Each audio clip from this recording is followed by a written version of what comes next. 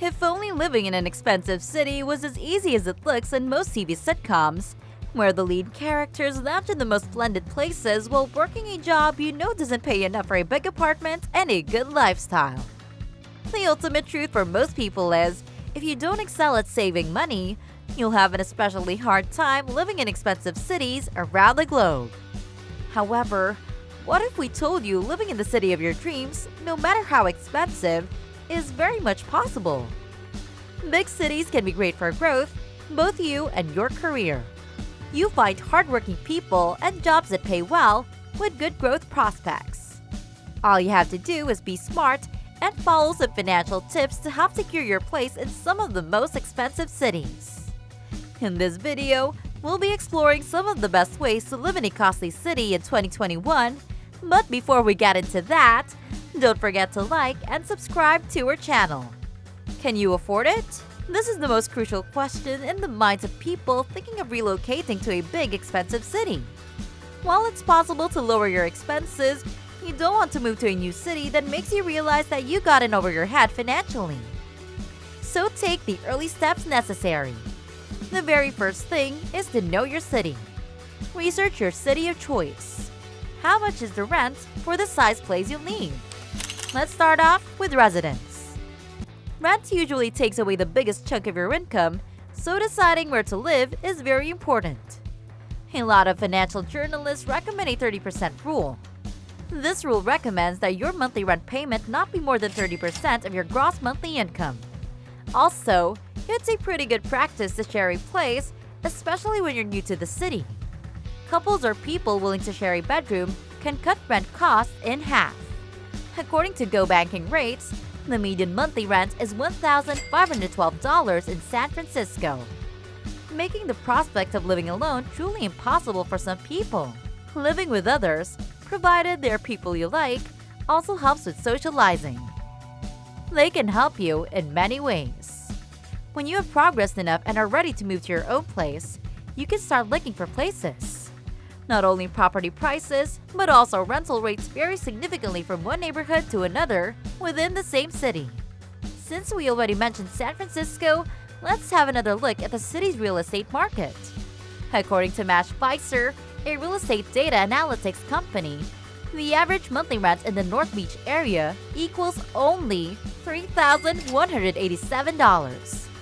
At the same time, it reaches as much as $6,230 in the No Valley neighborhood. This is a difference of over $3,000 a month and about double in terms of rate. This is the same for almost every city in the world. So don't just look for the average rental prices, also check the areas that are relatively cheaper. And yeah, choose a smaller, less luxurious apartment, especially if you're living alone. We stress on this enough. Small places are easier to maintain too. You can usually find the best prices in apartments during slower times of the year. April to early September is the busiest time to rent a home. October through February will typically be slower for the rental market. Next is transportation. If you really are looking for ways to save, then you should ditch the car. If you're living in an expensive city like New York or Chicago, you can get around via public transportation. You may be surprised to learn that the average cost to own a car is about $9,000 a year. Selling your car can save you money on auto loan payments, gas, and insurance costs, not to mention the cost of parking if you have to rent a space on a monthly basis, which is pretty standard in big cities. The money earned from the sale of the vehicle can be redistributed in your budget for rent, amenities, and savings. If you must have a car, you can rent a zip car as needed. Liftline and Uber Pool are also available in several big cities, allowing riders to carpool to similar destinations for a reduced fare. Why even use a car and contribute to the rising global temperature?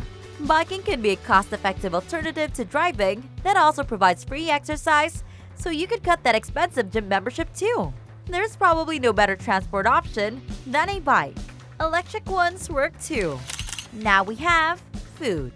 Next up, you'll want to focus on eating out and ordering in less. Eating out is a very pleasant but expensive habit, especially among millennials, so it's a perfect expense to cut out of your life. No, we're not saying eating or stop going out, but maybe that $200 champagne isn't really necessary just because you're feeling it. The occasional dinner out with a date or group of friends is fine, but don't make it a weekly thing. Most savvy savers tend to cook and eat healthy meals at home. Another great way to cut back on food is to stop having lunch at work every day. Instead, cook meals at home and bring that to work. Even better, if you're lucky, you'll land a job that provides free snacks. Don't let them go to waste. Low-paying positions such as interns are sometimes offered this perk, so take full advantage because nothing is better than free food. Next up, we have savings and debt. Expenses don't have to eat away all your income.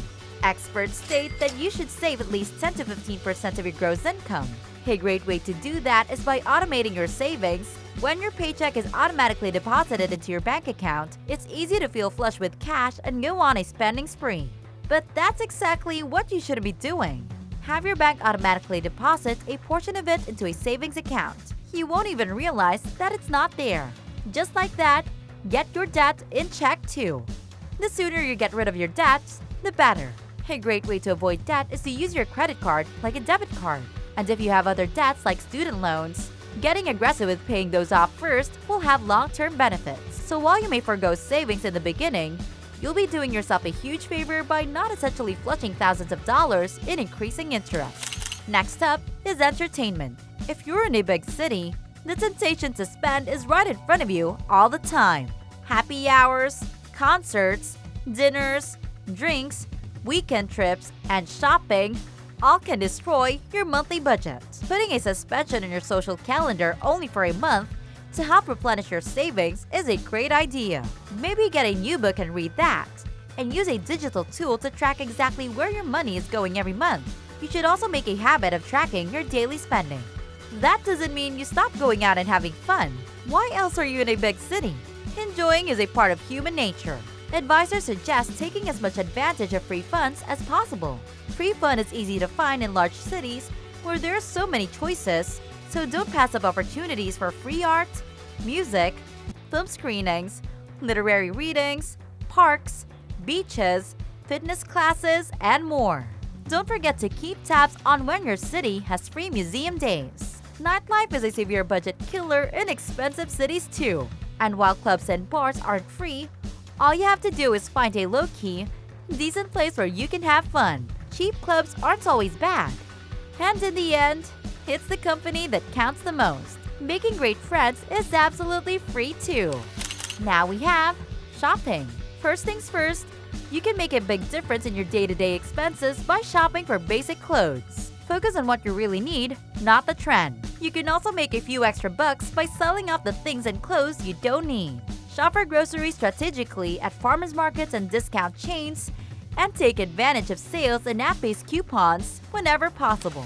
Now we have renting out your place. Last but not least, if you move to a city, chances are you'll be visiting family elsewhere at least once a year. Consider renting out your apartment while you're away through a service like Airbnb. You might even rent out your couch for a lower rate than area hotels for special occasions, like when a major sporting event hits your town.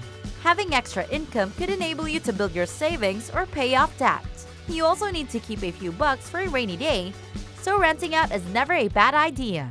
That's it for today, folks. I hope you enjoyed the video and it helped you in some way. Let us know in the comments if you have any more suggestions on making life in an expensive city affordable. Don't forget to like and also subscribe to our channel for more amazing content. See you in the next one.